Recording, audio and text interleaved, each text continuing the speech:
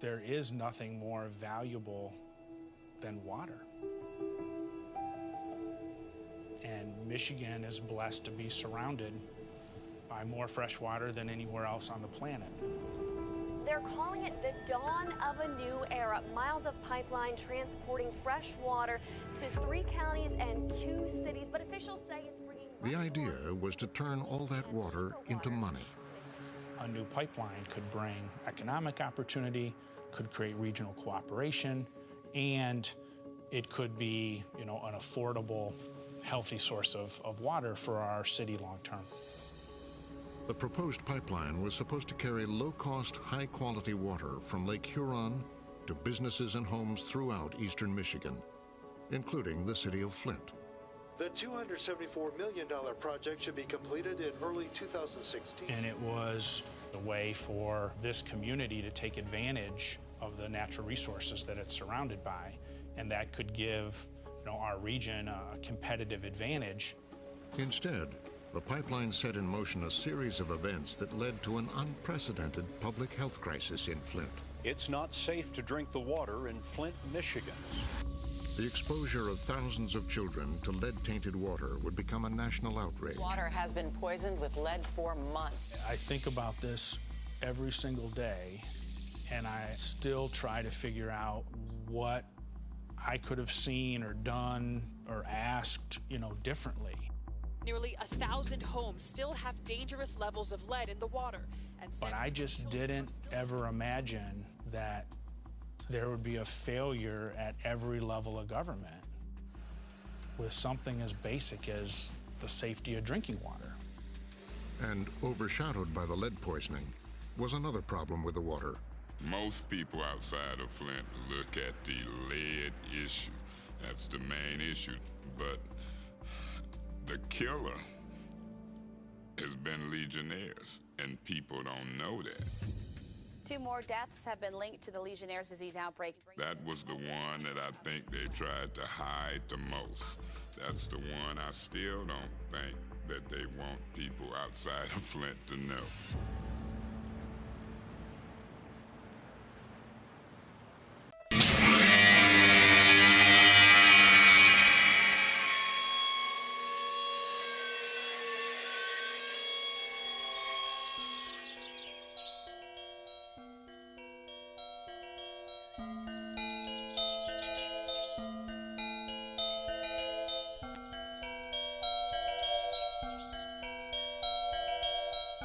He walked out in the gray light and stood, and he saw for a brief moment the absolute truth of the world.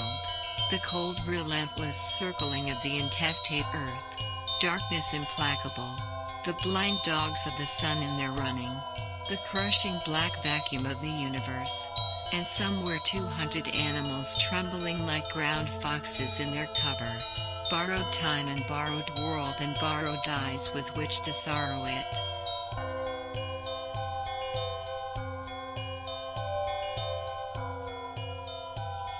And lo, for the earth was empty of form, and void, and darkness was all over the face of the deep, and we said, look at that fucker dance.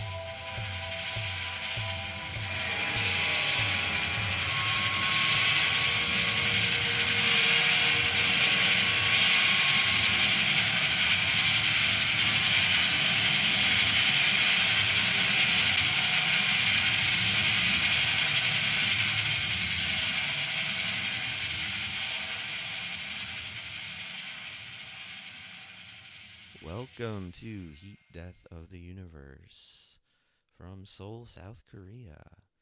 Hard timestamp September 10th, 2020, 11:03 a.m. Korea Standard Time. So today we're going to talk about a very lighthearted subject, the Flint water crisis. Speaking of the Flint water crisis, did you see that Rick Snyder endorsed Biden? I did see that. Excellent. Ex-Republican governor of Michigan who oversaw the Flint water crisis and is almost certainly directly responsible for a lot of its problems. Yeah, he's a big Biden fan, and Biden. Sorry, go ahead. I was just going to say, if there's anything I've come to expect from our leadership, it's death on a mass scale. Yeah, get used to that, buddy. Yeah, it was not really shocking, but a little unnerving to see that the Biden campaign was like very proudly touting this endorsement from this. I would say they're more proud about it than the endorsement that Bernie gave them. Probably. I didn't look too far into this endorsement, the way they talked about it, but I know they definitely like proudly declared it because it's their way of being like, oh, look, we're reaching across the aisle. Republicans are coming to our side. We're moving our side more to the middle. Do you really want a guy like Rick Snyder on your side, though? I guess they do. So, yeah, hey, we've got the guy who increased the amount of lead in children's brains purposely, knowingly. He's on our side. Cool. All to save $1. Yeah, like probably quite literally, like $1 per child. But we're getting ahead of ourselves, I guess, a little bit. So I guess like what did you know about this before, like kind of researching anything for the show today, or do you remember like I knew it happening in real time? I remember it happening. I knew the water was unsafe to drink because of lead, and lead has a lot of detrimental effects on children and adults. It's especially children, though. But Yeah, it's more children than adults. I had kind of stopped following it. I knew it wasn't fixed, but it's been going on for more than half a decade now. Yeah, at least 7 years, maybe 9 years, depending on when you want to effectively say it started. But we'll say 7 years officially. Yeah. I mean, the date that is given is like is sometime in April 2014, but it's clear from other evidence that people were like suffering from symptoms of like water contamination well before that. So yeah, I agree. Probably around 7 years and still going now. Yeah, I had kind of the same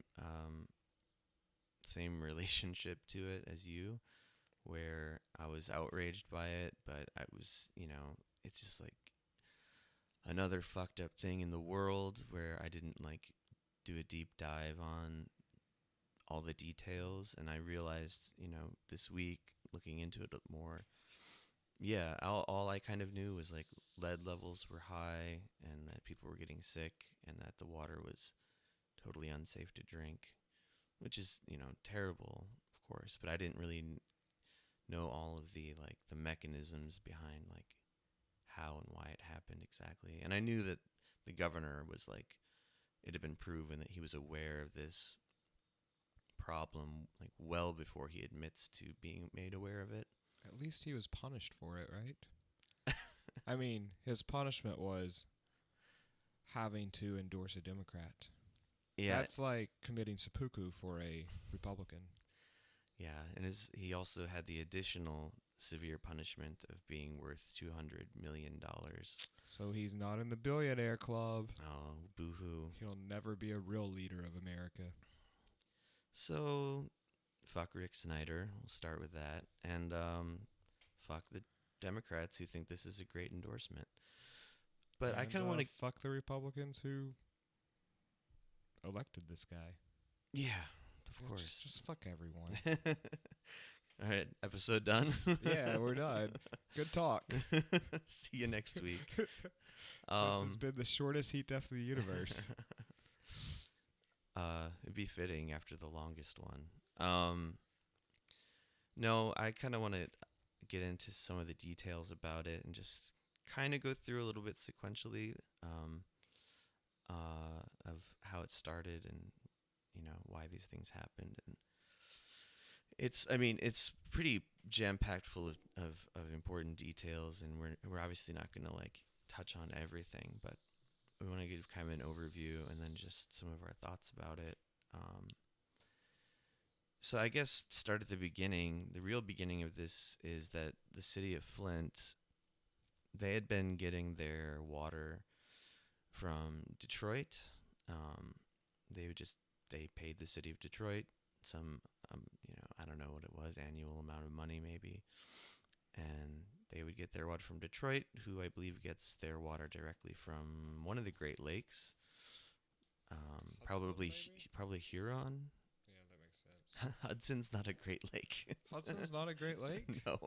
Damn. There's a Hudson River in New York State. Fuck. I know nothing about the Great Lakes. I do, because that's where I grew up. There's 5 of them. There's Superior. There's Michigan. There's Erie. I've been to there's the one Ontario, in Chicago. and there's Huron. Lake Chicago is really There's impressive. no Lake Chicago. And the thing about the Great Lakes, speaking of, is they're all interconnected, so they're kind of technically considered one body of water, and it's like the largest source of fresh water in the world. It's like 21% of fresh water is in the Great Lakes. So Michigan is quite literally surrounded by all of these lakes. If it had salt, it would just be a sea. Well, right. Did you go out and study some science since I last saw you? I've followed We Love Science before. I fucking love science, you mean? Yeah, those douchebags. I'm not a big fan of those guys. So there's no, this just adds to the fact that there's doubly, triply, maybe times 5, no good reason why any part of Michigan should be without clean water. They're surrounded by the world's biggest source of it. But so Flint went on for since 1967 to 2013. They got all of their water from Lake Huron, which was via Detroit. And then something had changed in 2011, where the city was in a financial emergency. They were just deeply, deeply in debt.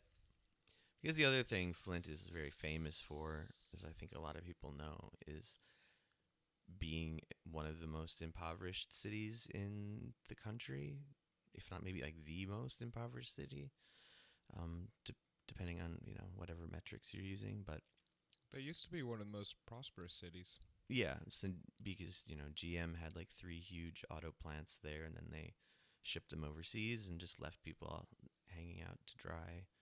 Also from a town like Flint that was nowhere near as impoverished as Flint, but it was a factory town with quite a few factories that mostly have left or abandoned the city now because that type of work isn't in America anymore.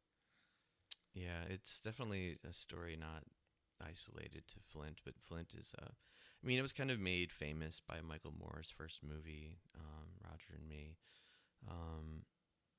That's how I probably first heard about it. Do you think we'll get Michael Moore on the podcast soon? I don't know if I'd even want him, honestly. Oh, yes, we would. Yes, we would. Of course we would, just for selfish, self-promotional reasons. But I don't know, that guy kind of pisses me off sometimes. But if you're listening, Michael, please come on.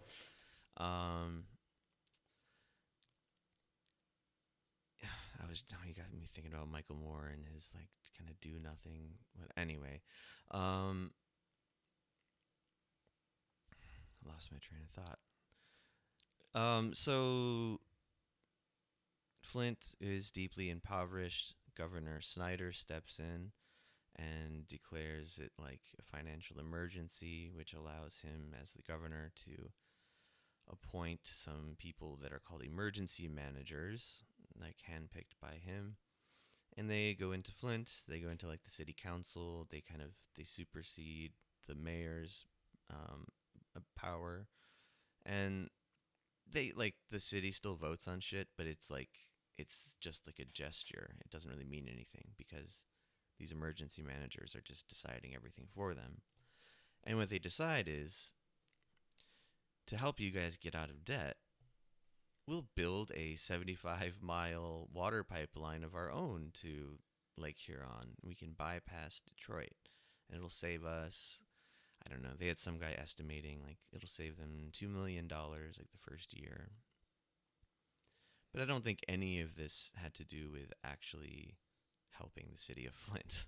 Oh, no, I'm pretty sure that these emergency managers and possibly even Rick Snyder were just offered some money from whatever corporation to build a pipeline. It could be like a contracting issue with building the pipeline. But also, I mean, I guess the way that they really ended up cutting corners is they said, okay, we're going to build the pipeline, so it's like agreed upon, but they know the pipeline is going to take quite a while to be complete. I don't remember exactly when it was supposed to be completed. But they said, in the meantime, we're going to take you off Detroit's water, and we're going to put you on your own local Flint River water, which is... Enjoy that river water. Really, really filthy, as like a lot of river water is in the United States. But what I've come to understand is that it's a lot harder to treat river water than lake water, especially like lake water from the Great Lakes. And the other problem was that the water treatment plant in Flint had been closed for a long time because they weren't using it. They didn't need it. They were getting their clean water directly from Detroit. But they reopened it at way too quickly and had like a deadline of, switching over to the river water very quickly. And in one of the documentaries I watched, or we both watched, the Frontline documentary about this, they interviewed the sister of one of the foremen at the water treatment plant, and he had been like kind of hysterically like talking to her for like, I don't know, maybe months or weeks leading up to the switch, saying like, we're not ready, we don't have enough money, we don't have enough people, like we're not going to be able to treat the water properly. And he even, I think there's official documentation of him saying, if you go through with this, like I want it to be known that I was against it, like I'm protesting this decision, like officially. And they did it anyway. The mayor of Flint came down to the water treatment plant, and they had a big old like 3, 2, 1, and he pressed the button, and there they went, like switching over to this like really pulled out his giant scissors, cut the ribbon. This said, "Hooray!" And well, they actually they cheers and drank water. It was just the first of a few times we'll probably mention like people drinking water, doing a gesture of drinking water. I wish they would drink more of the water.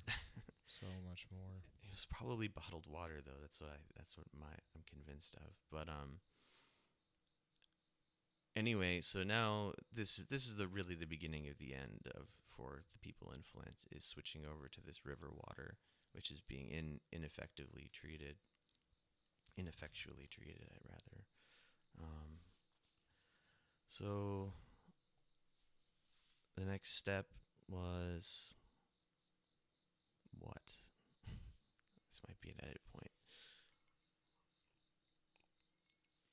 Well, the next thing, after they open the water facility and they're piping the water in from the river, the city, just a few months later in August, because they opened the thing in April, put out an advisory that people maybe should boil their water before drinking, just in case. And that must have been because of the E. coli levels, or was that the E. coli thing? Yeah, it was. And this is also the same time that General Motors truck assembly plant discontinued the use of Flint tap water because of high levels of chlorine, which were eroding engine parts or corroding engine parts. Yeah, that's the most insane. One of the most insane parts of this ongoing saga is when GM says this water is not fit for running over our engine parts, but yet it's going into the fucking bodies of human beings around the city. Well, in defense of the bad water, Coca-Cola will corrode engine parts too. I don't know how this is a defense. Yeah, I was gonna say. I guess I'm trying to say, why don't we just pipe soda through all the water lines? I'll stop. You can go get an internship for Brondo, the thirst maker. The new mayor of Flint. See what happens. I'm too old for an internship. Honestly, might be better than what's still going on there now. But so yeah, this I think this also kind of made headlines a little bit. This was in 2014. The whole thing of General Motors plant discontinuing using the Flint tap water, and they privately just started like getting water directly from Detroit again. So, good, good for GM. Not so great for everyone else in the city. Then we come to January 2015. City officials in Flint reject an offer to reconnect to the Lake Huron water. I guess still through Detroit. I think this is going to be a reoccurring thing, because during all this time they're refusing to have the water tested, the water coming from their plant, and even though people are getting sick, people are having lead issues. This is around the time the Legionnaires stuff probably starts. Mm-hmm. Whenever city officials and I guess the city emergency managers are asked to test the water, they come up with excuses not to test the water. Yeah, which is just like patently ridiculous and insane.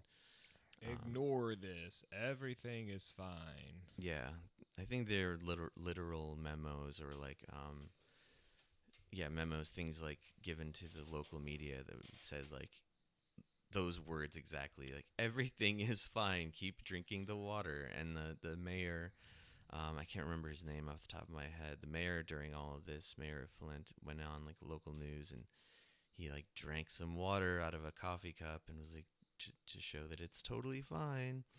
And anyway, so the way the health issues start like coming up is there are a number of ways. It's basically like kind of a three parts of like public health problems. There's like the lead issue, there's Legionnaire's disease, and then there's like increases in cancer. But before any of those, even those serious things, there were like symptoms like hair falling out, like teeth falling out, like weird rashes and lesions on people's skin. The water just like tasting and smelling weird, then outright just like being brown coming out of people's taps.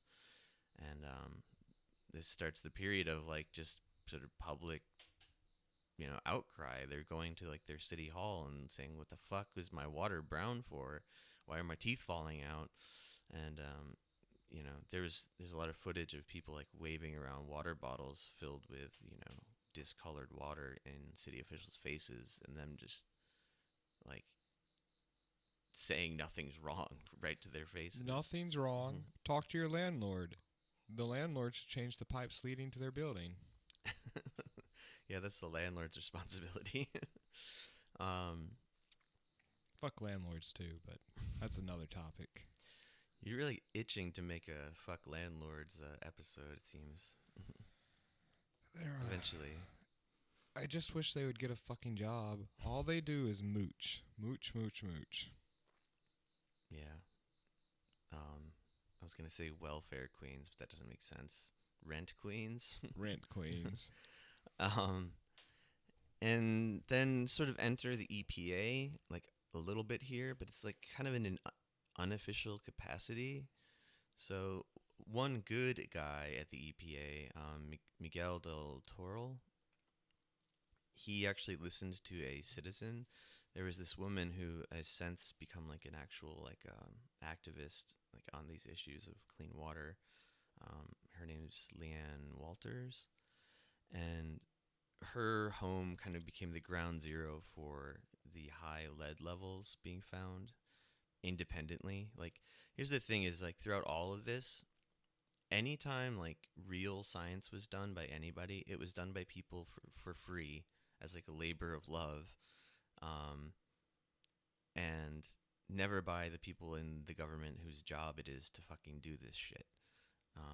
But this EPA guy, he actually listened to her, and he sent out memos to the EPA, or at least to the region of the, I think it was Region 5, doesn't really matter.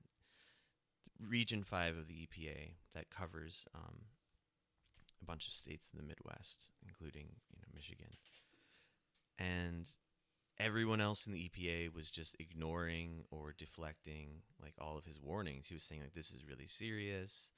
These lead levels are like off the charts. Like, I don't have the numbers in front of me, but like the lead levels in the water in Flint are just like astoundingly high, like incredibly high, like 6, 7, 8 times higher than like the maximal limit that the I guess it would be the EPA, whoever at the federal level, what the federal guidelines are. And the Department of Environmental Quality. Yeah. So that's the state aid. They're like the state version, Michigan's version of the EPA, basically. But they said anyone who is concerned about lead in drinking water in Flint can relax. Yeah, that was their response to the Virginia Tech studies. Was it that? I think it was. Yeah. Okay, yeah. So, yeah, that was another thing. Is this guy? I don't know exactly his discipline. It says here water expert, but he's a scientist, we'll just say. And he got a bunch of his like students or grad students to travel from Virginia to Flint and go and test a ton of the water there. And they're the ones who first found these extremely high lead levels. He's a professor of civil and environmental engineering at Virginia Tech. His expertise is water treatment and corrosion, so maybe he knows what he's talking about. Yeah, just maybe. And he's a bit of a silver fox, if that matters. I did see that in the doc.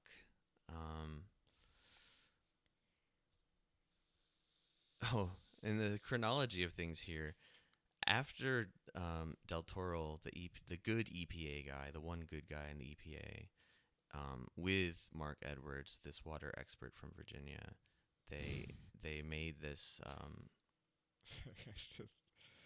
I've never really been an expert at anything, but it would just be funny to have a business card. It's like Jason Newland, water expert. Yeah, you make one. I might. Coke Zero expert. I am a Coke Zero expert.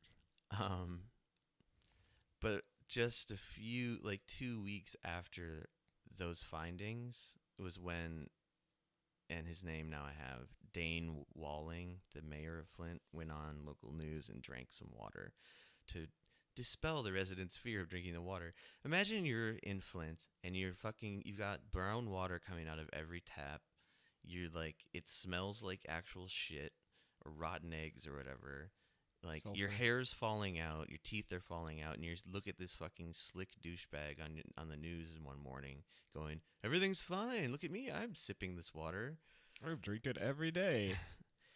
There's I watched several documentaries yesterday, and in one of them they had a one-on-one interview with the mayor, but like more recently, and the interviewer asked him about like, well, what's your, because the mayor was trying to make himself seem like, well, I was just like all the other families in Flint, we were worried too. And then the interviewer gets him to admit that he has like a really high-tech filtration system built into his house. And he said, oh, well, can we go drink the water now in your house? And he's like, sure. And they stand up, and he goes, but well, actually, now that I think about it, maybe that might send the wrong message to people if they see me drinking the water. And I have like this nice filtration system. I don't want to send that message. And obviously he just didn't want to like, I mean, Wait, so you mean rich people get their own filtration systems? Well, yeah. Fuck. Well, who am I kidding? I own a Brita. It's probably better than my Brita pitcher, isn't it? I imagine so. Probably have like all the sort of special charcoal filters and whatever. But yes, so people are still being told at this point in 2015 in like the summer to literally relax, as the some official from the MDEQ, which is like the EPA of Michigan, said on the radio, anyone who's concerned about the lead in drinking water in Flint can relax. He relaxed by resigning later in the year. Yes, that's right. Well, I don't know if it's the same guy. I know the head of that agency resigned. Oh, it's not the same guy. You're right. Yeah. It's probably like a spokesperson or something who said that. But anyway, there's a lot of resignations that happen, and that's like about the worst that happens to anybody who's responsible for this shit.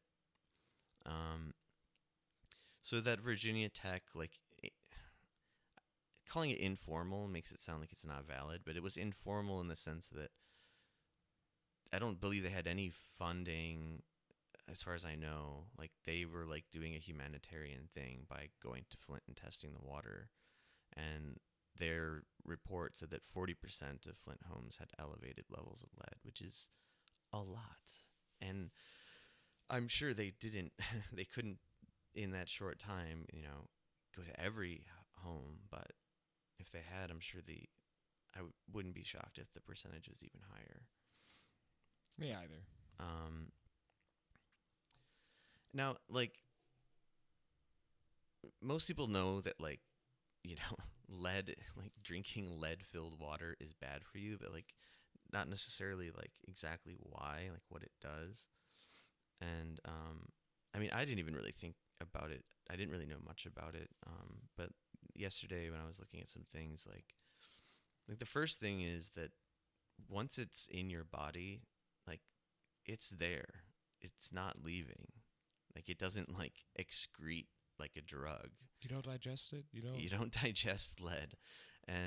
But the Romans used it as a seasoning for their food to make things sweeter. What? It's true. Really? I didn't know that. Well, they didn't have modern science. And the Romans, they were a great civilization. I'm sure they all lived to be 80 years old, too. With the decline in American life expectancy, we might be catching up with the Roman one soon. Yeah, we'll see. So it's like, it's not just like, oh, you get a little sick and then you move on. Like, and especially as we said earlier in the episode, the thing that's really like the biggest tragedy is like these little kids in like critical stages of development. They're going to end up shorter. That's probably the mildest part of ingesting lead as a kid is you're probably going to have stunted growth. Yeah, you're going to It just gets worse from there.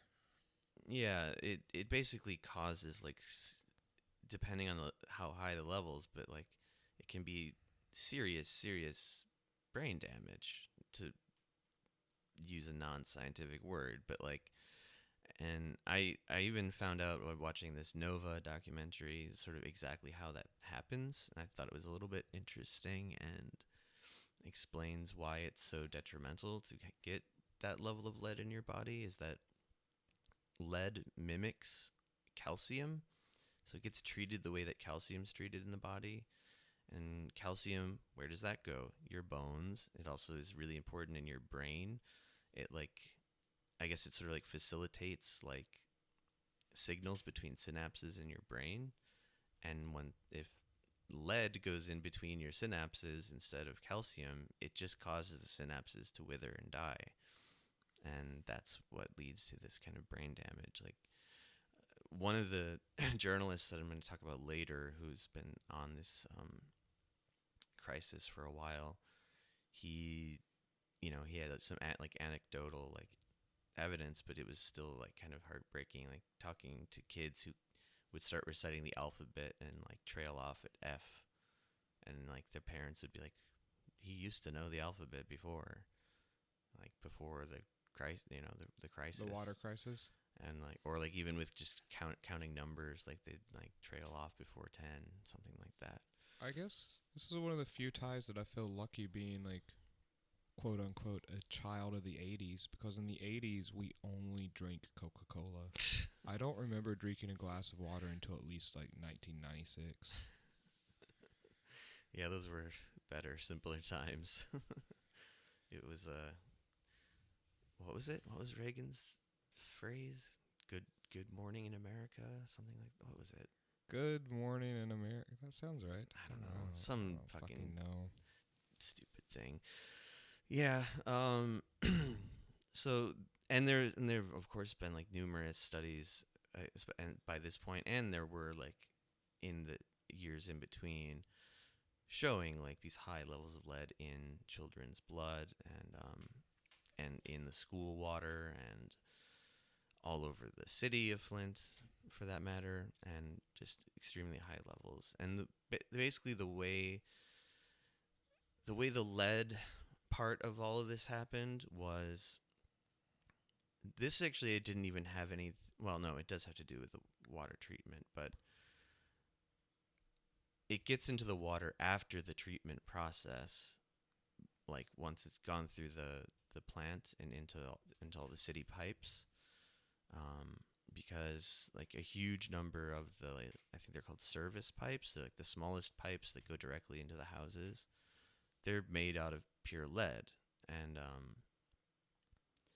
I guess the way that it works is that if you have the right chemicals in the water added during the treatment process, the pipes won't corrode and the lead won't leak into the actual water. However, it was found out that Flint had completely stopped or never started using this when they reopened the water plant. It was just a cost-saving technique. Yeah, remember how much they saved? They were going through a financial crisis. What, $140 a day? Yep. So if they had spent $140 a day, that's more money than I could spend a day. To put a single, like, I don't know, maybe it doesn't matter, to put some chemicals in the water that would have completely prevented all this lead poisoning. The lead wasn't like making its way from like the river into like through the water processing plant. It was just after it's deemed to be clean, it's picking up all this fucking lead again. From the pipes. For no good reason. For a reason of saving $140 a day. And now there's kids with brain damage and all untold numbers of amounts of suffering. And well, it's important. If we were to ever pull ourselves up by our bootstraps, saving money and cutting corners is one of the best ways to gain the strength you need to pull yourself right up. Yeah, it's kind of hard when your body's full of lead and you have no energy to like walk or talk. The lead just makes you heavier, which will make you stronger. Not harder to pull up by bootstraps. And the other thing about the lead angle is that after people finally fucking acknowledged that this crisis was even happening, which we haven't even gotten into in this sort of timeline of things, they realized, yes, these pipes were corroded, and there's nothing, they can't just like put the chemicals in afterwards and make it better. Like the pipes are fucked. They're gonna deliver lead into wherever they go. So the only solution is to dig up and replace thousands and thousands. I have the numbers somewhere, but like even for a small town like Flint, I mean Flint is like, I don't know. It's around like 150,000 people, maybe less now. It once was like 200,000, but so many people fled. Like it's a lot smaller. But That's small, but it's fairly large compared to a lot of places. I mean, it's bigger than the city I grew up in. The city I grew up in, I think, was 60,000 people, but... Mine is 10,000. I got you beat. I'm from a smaller city. Awesome. Yeah, I don't know. But, like, the point is that but did you this money-saving technique of $140 a day has now led to, even if you completely cut out all the human suffering from the equation, they're going to spend just several times more money and time to rip up the streets, tear out these pipes, put in new pipes. I mean, it's a huge project, and it's in a town that's already like basically collapsed. I mean, it's like they don't have a lot of funds for this kind of thing. It's one way to convince everyone to just leave the town, go find a new place to live. Well, that's another thing. Is one of the many things I was watching. They were interviewing just regular people, and one of them said like they want this to be a college town. They literally are trying to chase us out. And when she said us, she meant poor black people, and yeah, like that's their idea of making Flint better is like gentrification. Yeah, and I mean that's not to say. I mean, every town in America needs a place to get a poke bowl. Yeah. Yeah. This is no fun to talk about, but I feel like it's important. So that's basically like the lead portion of the problem. So where are we on the timeline then? We're almost to 2016 when it becomes a state of emergency. Yeah. So in September 2015, the MDEQ spokesman he blames Flint's infrastructure for any lead levels, and is also skeptical, for no good reason, of the Virginia Tech water study. Well, Virginia Tech is obviously not Michigan, so even more reason to trust their objectivity. They have they kind of don't have any skin in the game, so to speak. Well, if you're trying to start a college town, maybe the best thing to do is make something worth researching happen. So you're saying like create a public health crisis so a university isn't needed? Yeah, so you can convince a university to move in and be like, oh yeah, we should open some satellite campuses there. Plenty of research opportunities. Yeah, look at all this shit you can research. Well, I mean I know you're making a joke, but like, I mean, all people came in, like, not just the Virginia Tech people either. I mean, for a while, like, a lot of people were coming into Flint and doing independent scientific research because, again, this is very important, the state was not testing the water ever. They do eventually. We'll get to that. But it takes a long time. It takes them a very long time to finally test it. And they obviously aren't testing it because they know it's fucked up and they don't want to admit it. A lot of saving face in this world. Yeah. It's all just people like saving their jobs. And I mean, like in the broader view of this whole thing, I think the problem is, so Rick Snyder, the governor at the time, before he was governor, all he did was work for like plundering corporations, like venture capitalists and things like that. And he, like our, I was going to say like Trump, but Trump doesn't even really do this. But when you hear people say people with business experience are great at being, leaders, political leaders. No, they're fucking not. No, they're fucking not. Like, if you treat a government like a business, these type of things inevitably are going to happen. Because modern business is built around cutting corners. Cutting corners, well, it's just maximize profit at every level, right? And government shouldn't be about profit. It's not about profit. Yeah, it's not supposed to be. It's about redistributing funds back into the public. Yeah, but it's not. These days.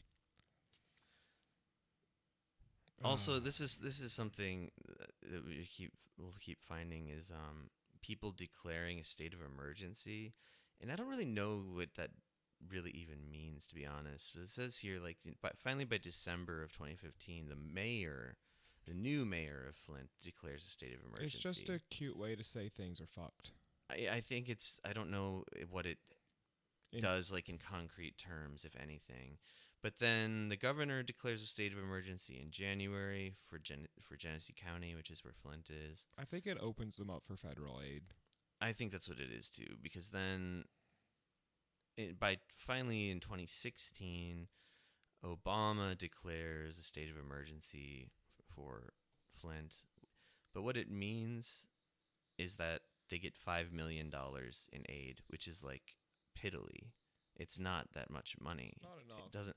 I think one of the estimates I saw for, like, actually fixing the problem, which would require, like, I think it included, like, the huge project of replacing all of those lead pipes, was, like, closer to $1 billion. So $5 million is not. I mean, it's not nothing, but it kind of is nothing. And that, like, placated people in a way. Like, oh, look, Obama's acting so presidential, and he's really coming to the aid of these poor people. In any case,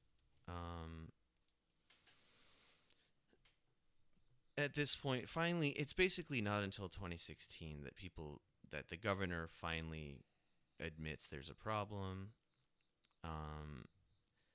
They start to ship in, like, tons and tons of bottled water because you can't just boil lead out of the water. Which I didn't know.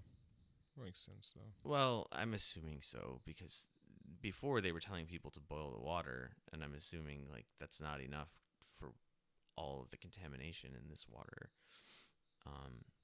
It's basically contaminated, like I said, threefold, like lead, Legionelles, which is what gives you Legionnaire's disease, and then because of the, like, the early on problems with hair falling out and stuff like that, they started just putting too much chlorine into the water.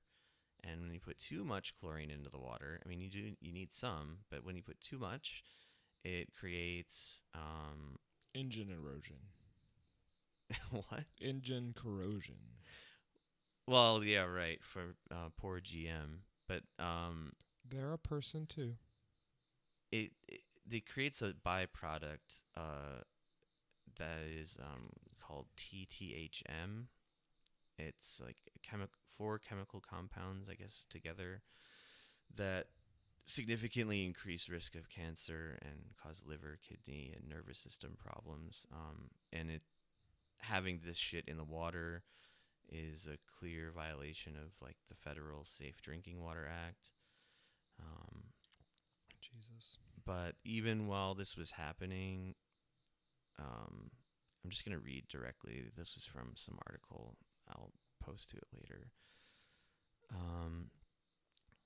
It was a violation of Safe Drinking Water Act, and so, as required by law, a notice was mailed to Flint residents on January 2nd. They were told that steps were being taken to fix the problem, including the installation of a TTHM monitor and a charcoal filter at the treatment plant. Quote, "This is not an emergency," the notice repeated several times. Not an emergency. Didn't they declare a state of emergency in the... Oh, yeah, but it's America. Everything will be fine. They just have to buy their way out of it. Do they buy their way out of it? Not really, no. But they buy a lot of shovels. A lot of shovels to keep digging their hole. Yeah. Where was I?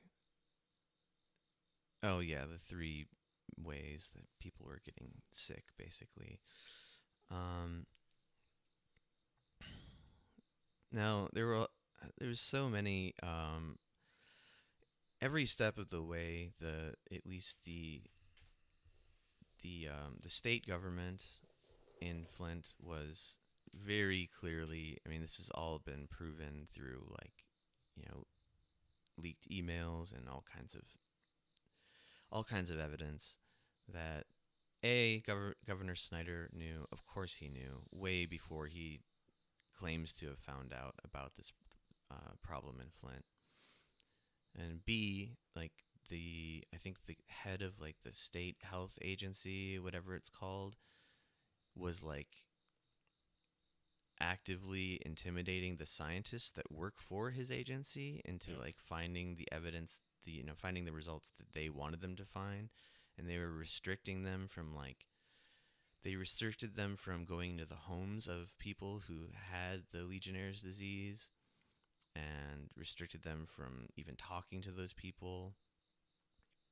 Restricted them from all kinds of stuff, like basically everything that they needed to actually do a real scientific study. And there's also some really dark, like, anecdotal evidence, which is like corroborated by at least 3 people that were in the room with this guy. His name was Nick Lyon. He's like the head of the state health agency, and they basically told him, like, people are going to die because of this, like lots of people. And he said, well, people got to die of something. And he, of course, claims that he never said that, but, he probably said that. You take one look at this guy's icy sociopath eyes, like, it's just obvious that he probably did. But so there's just tons of corruption after the fact, even after all of this shit that led to the water being poisoned. There's just, everyone's doing everything in their power to keep it under wraps, maybe first and foremost by just refusing to test Flint's water. Like, it's insane that they didn't do it for so long.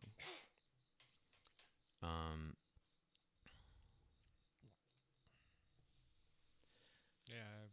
But then here we do get to where they finally tested something. So then the MDEQ, which is again the Michigan version of the EPA, 2017 in January, they said they did a 6-month-long study. So this is the study we're kind of referring to before, that the one that was being impeded by basically the governor directly himself, through, I guess, sort of underlings, but basically through him. And they came to the conclusion that the city's water was safe. It tested below all the federal limits of lead and whatnot. Of course it did. You find out later that the way that these tests were done was completely unethically against all scientific protocol. They were going to people's houses, and usually actually what they do is they have the people do it themselves, and they give them really clear instructions and a container, and they say the water has to be sitting for this amount of time, not moving, stagnant, and you gather this much, whatever, and so on. But what they were doing was the exact opposite of that. They were going into people's houses, running the water for a minute to up to 5 to sometimes I think people said up to 10 minutes. And what that does is it totally taints the lead that will be found in the water, even though it's there. It basically flushes it out of the sample, and everybody knows this. This was not incompetence. This was very clearly cooking the books for the state. And there's a journalist who covered this really well, named Jordan Cheriton. I'm going to link to some of his stuff later too. But he was on the ground, figuring this out, going door to door, talking to people. And the conclusion, I mean, in my mind, it's just undeniable that the state government was, making false scientific studies. Because then independent studies came in showing, like, no, the lead is still here. Like, it's not been fixed. It's not fixed. And that's the whole point of this, like, episode. Not the whole point, but, like, is just pointing out that it's still fucking going on. And, like, it's kind of easy to forget that. But it's still a problem. It's been a problem for at least 6 years. Yeah, at least. I'll take back my 7 years, but it's been a problem for at least documented 6 years. Yeah.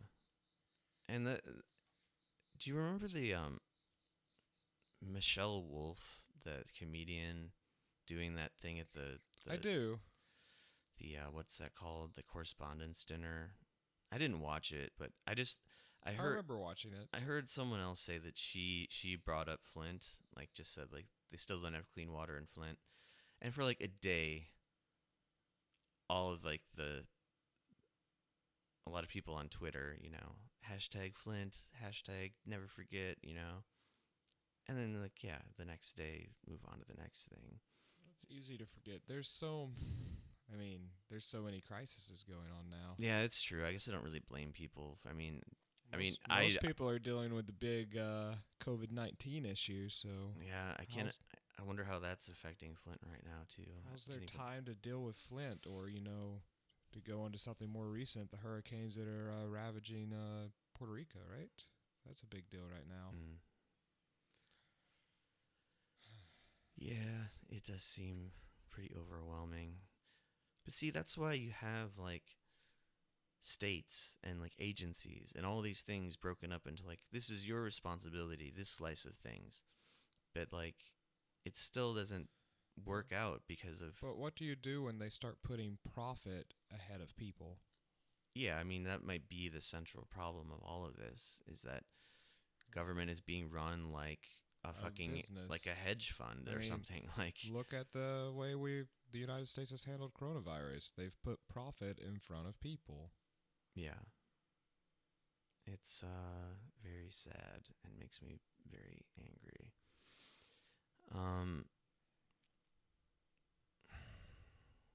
What else is there to say? I mean, there's a lot of other things happened within, like, up until the current day. And the end of 2016, the big thing that happens is special counsel. There's a special counsel created, and 4 officials are charged with felonies of false pretenses and conspiracy. But then, as we go on later, anyone who was charged for anything was also like sort of a middle manager type in the government, and they all got legal counsel paid for by the state. Fall guys. But they weren't fall guys because everyone's been plea bargained out or charges have been dropped. Like no one has gone to jail. Like the worst that's happened is that the head of the EPA Region 5, she resigned. If I know anything, white-collar criminals are bad at working in the prison industrial complex. They just don't make good slave labor. So there's no reason to really send them to jail. Oh, my eyes are open. The scales have fallen from my eyes. Solved everything. I see now why they don't go to jail. Has nothing to do with their privilege. Yeah. So I guess I already talked about the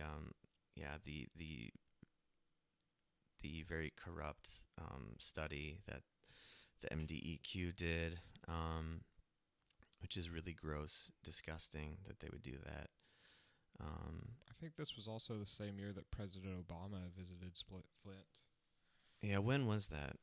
May 4th. What? 2016. 2016? Mm-hmm. Oh, I thought it was later than that for some reason. I don't know why. I don't know how it could have been because then he wouldn't have been he wasn't our leader, our fearless leader who brought hope and change. Yeah, I've got some feelings about the Obama visit. I mean, I always found that so cynical and disgusting, really.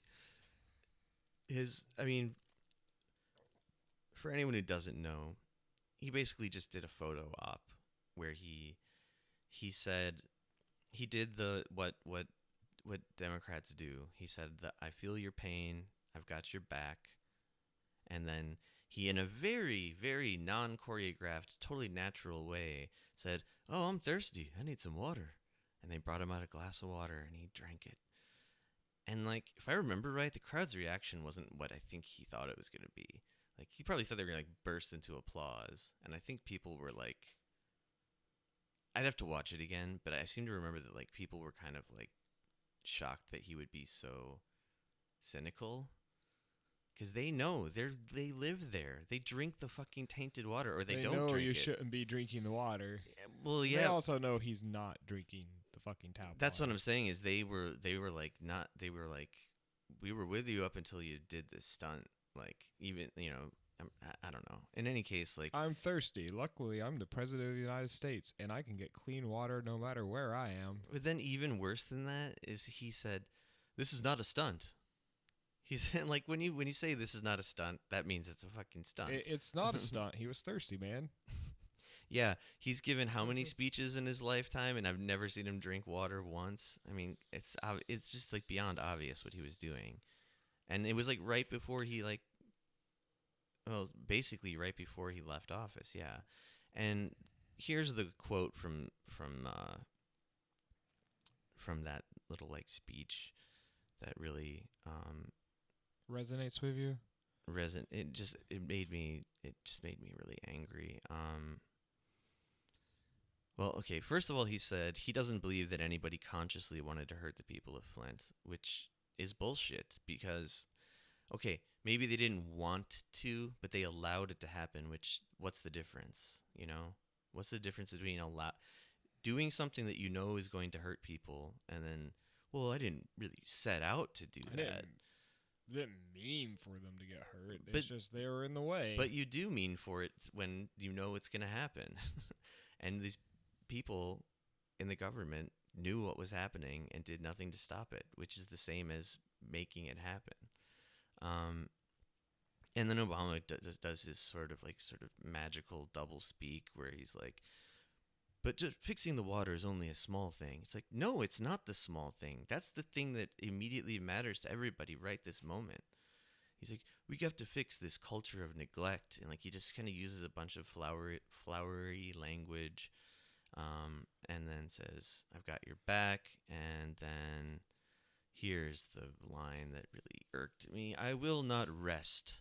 And I'm going to make sure that the leaders at every level of government don't rest until every drop of water that flows into your homes is safe to drink and safe to cook with and safe to bathe in, because that's part of the basic responsibilities of a government in the United States of America. I'll give Obama this. I don't think he did rest. Even after he left office, I saw him doing first-hand research into water.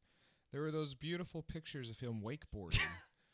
And if there is not a better way to research water than to get out on the water and enjoy water activities. Yeah, especially the salt water of like the Bahamas or wherever the fuck that was.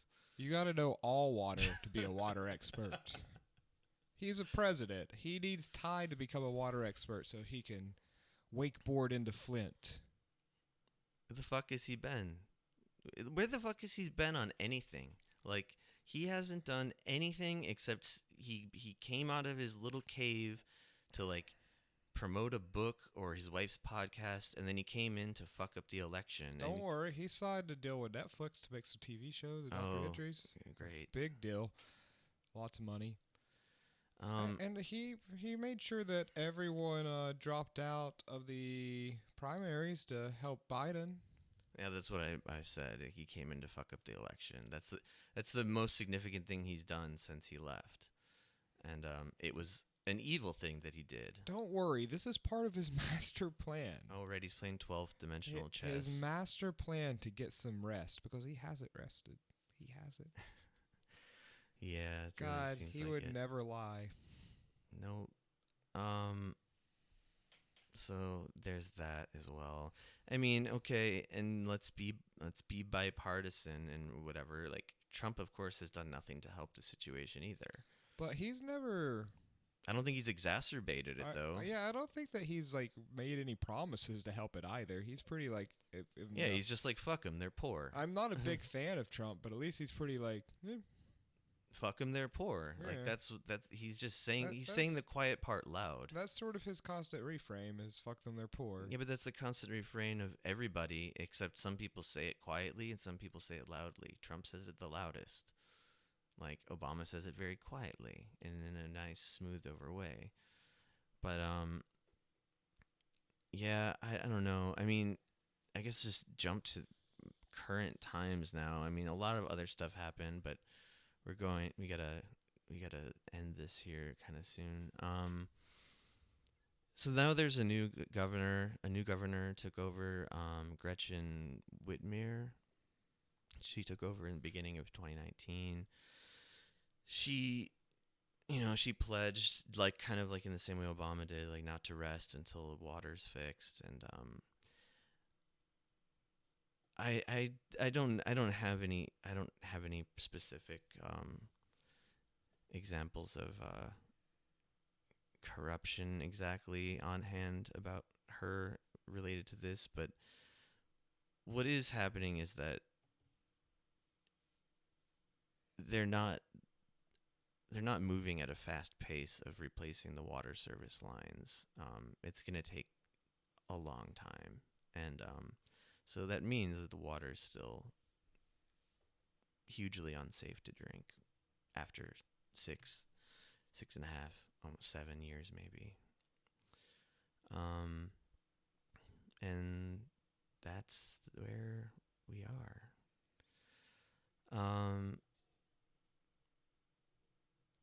I kind of wanted to read a little bit about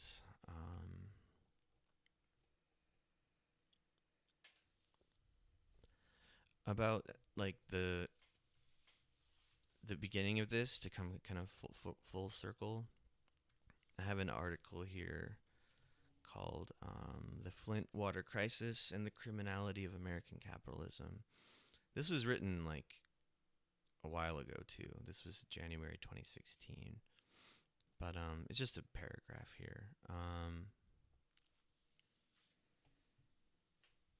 little bit more, but so they're talking about Rick Snyder here. In a transparent effort to protect himself from future prosecution, the Republican governor warned Democrats that they too were complicit. That's just like the childish, like, well, I might have done something, but you did it too. He noted that President Obama's Environmental Protection Agency had also ignored resident complaints and remained silent even after tests showed dangerous levels of lead. So he's just admitting to everything, but he's saying also the EPA did the same shit as I did. Which is true. They did. I mean, except for that one guy. I forgot his name. Manuel Del Toro? And the Democratic-controlled Flint City Council had approved the change in the city's water source. Okay, so that's bullshit because, like we said, the only reason the water source got changed was because of the governor sending in these emergency managers who completely could override anything that the city said. There's certainly a case for putting local, state, and federal Democrats in the dock with Snyder. This includes former Flint emergency manager Darnell Early, currently the emergency manager of the Detroit Public Schools. Oh, great. Wonderful. The poisoning of Flint is linked to the 2013 and 14 Detroit bankruptcy, which was carried out with the backing of the Obama administration. The pensions and health benefits of city workers were slashed, and public assets were sold off or privatized, including the treasures of the Detroit Institute of Arts and the city's century-old public water system. This led to sharp increases in water prices in Detroit, Flint, and other cities, and mass water shutoffs of working customers. So that's the other thing we haven't mentioned is that the people in Flint just keep getting fucked and fucked and fucked because they can't drink the water, and yet they're still getting bills for the water that are like exceedingly expensive, like more expensive than anywhere else in the country. Sure, because they have to replace all those pipes. But I think it was even before that was like On the docket? that was even happening. Yeah, like some of the documentaries I saw, people were showing their water bills, and they're like, our water, like, we don't use it, and I get a water bill for $200 a month, and these are people making like $600 a month, on like welfare and shit. So it's just one more twist of the knife for these people, and it's just sickening. And this may be our most dour episode yet. It's probably the most dour episode. But we need those sometimes. It's not all goof 'em ups and laugh 'em offs. For me, this was really dredged back up because of Joe Biden touting the endorsement of Rick Snyder. I mean, like, they literally put it on his campaign page, and he was very happy about it. And this was in the same week that, I don't know if you caught this, but Joe Biden in the same week said he has no plans of banning fracking. Oh, yeah. Which is another big environmental issue, which also causes water problems. Yet, I hear one of the biggest arguments for the reason you have to vote against Trump is if you care about the environment. But the thing is, Joe Biden, for years now, has shown that he doesn't give a fuck about the environment. Trump doesn't either. Neither of them do. Yeah. So I think they have equal ratings from a lot of environmental... They both fucking suck. And problems like Flint aren't going to be solved by this type of leadership. Yeah, I agree. And yeah, that footage of him saying, he was so overly clear about it too. He was like, let me say it again. I am not banning fracking. Is that the thing you're talking about? That is the thing I'm talking about. Yeah. And like, what? This is more of them like just trying to appeal to Republicans. It's them trying to appeal to Republicans. It's them trying to say we're not going to interfere with business. We're going to make sure things keep generating profit as normal. Yeah, he's actually he's probably more signaling, if anything, just to like gas and oil companies. Yeah. So everything's fucked. I forgot to find some like ray of hope for this episode. There are definitely concrete things you can do to help people in Flint. I'm gonna link to them in the show notes. But it's just a shame that watching all these documentaries, reading all these articles yesterday and this week, all of the heroes in the story have been citizen journalists, basically, independent journalists, and then independent scientists. Yeah. Everyone else is a fucking villain trying to stop them from doing their jobs. Seems that everyone in any position of power just used the levers for personal gain. With the exception of that one guy in the EPA, Manuel del Toro. That's true. Shit, was it Manuel or Miguel? Anyway, Mr. Del Toro was a good guy in the federal government, and everybody in his department ignored him to the detriment of people in Flint. There's a lot more detail, but that's why I'm gonna link to a ton of different stuff in the show notes this time around, some documentaries, some articles, and some ways you can help out the people in Flint. And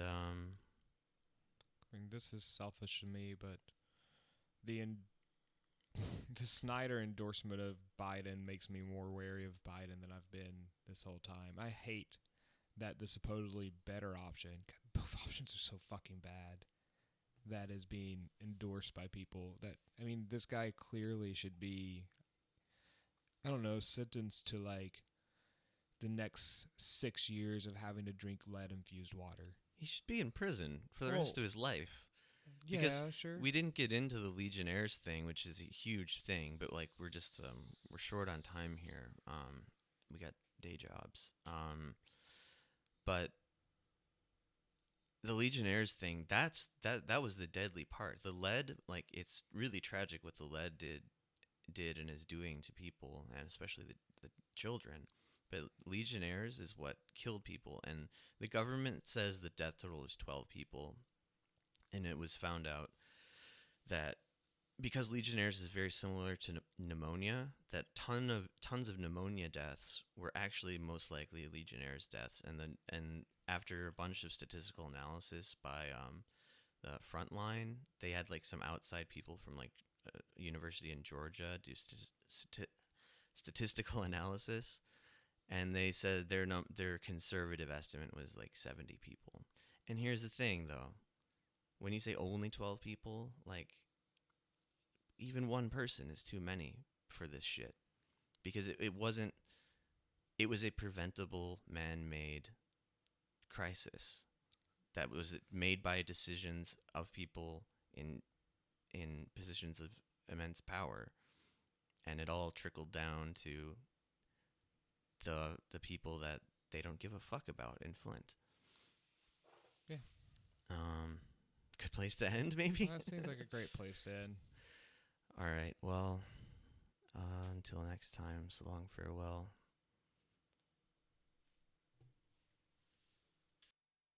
The first voice recording was made in 1860. It was a 10-second fragment of the French folk song Au clair de la lune recorded by inventor Edward Leon Scott de Martinville. But who will make the final voice recording and when? What will it be? Who will hear it?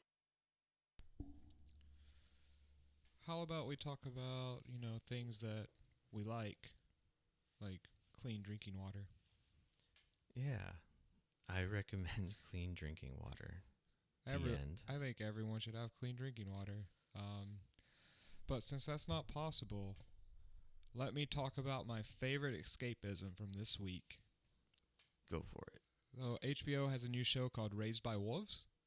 It's about two androids in the future who raise children on a planet that is inhabitable because they've had to leave Earth because Earth was destroyed in a war between people who supported androids and people who thought robots were evil. And the first two episodes are directed by Ridley Scott, and they're excellent. The show's going to be an ongoing series. It's a show created by Aaron Guzikowski, and I highly recommend it. It's got some of the coolest, just direction I've seen in any show in a long time, and the plot's actually really interesting. I do not think it's based on a novel or a comic, which is interesting. It's nice to see just original material on TV. I feel like that doesn't happen much anymore. Yeah, it does seem a little bit rare. All right, cool. Wait.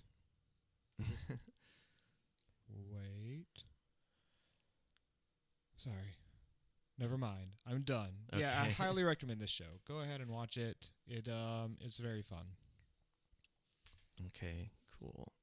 I'm going to recommend a documentary film that I'm realizing now kind of was very formative for me when I was in beginning of college. So it came out in 2003. It's called The Corporation, and it's a documentary about it begins with the concept of corporate personhood, which is if you know what it is, it's quite fucked up, and it's led to a lot of problems in the United States.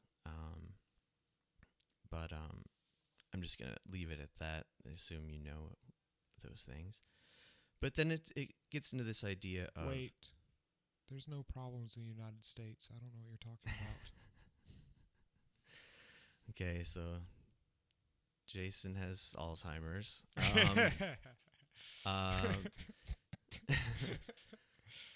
The kind of the novel part of the documentary is okay, corporations are people. Let's see what kind of people they are.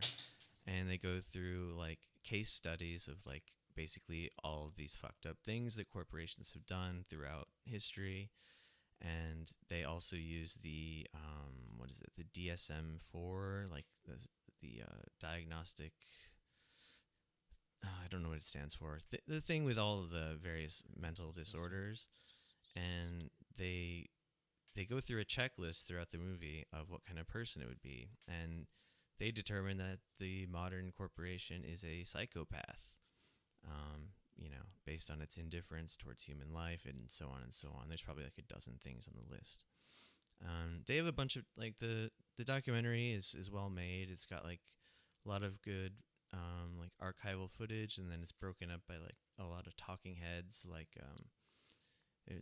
Noam Chomsky's there, Naomi Klein, bunch of other people. They also get like these like right-wing piece of shit like economists and stuff like Milton Friedman on there, but he's basically just like saying the quiet part loud, like, well, yeah, corporations are just, they're machines of profit. That's what they do.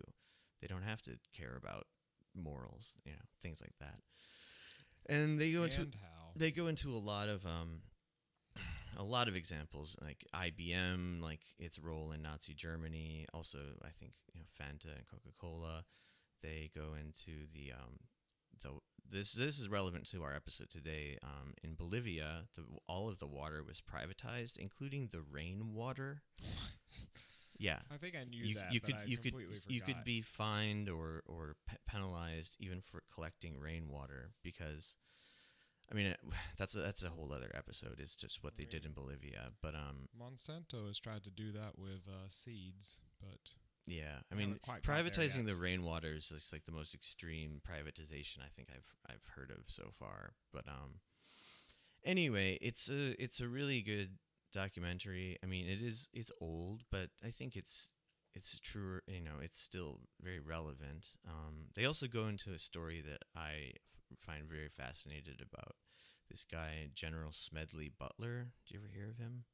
No, I don't think so. So he was like this like hardcore like military general, but then he became like basically a kind of a leftist, opposed to like corporate tyranny, which is what he saw like around him, because he exposed that there was a plot to assassinate FDR.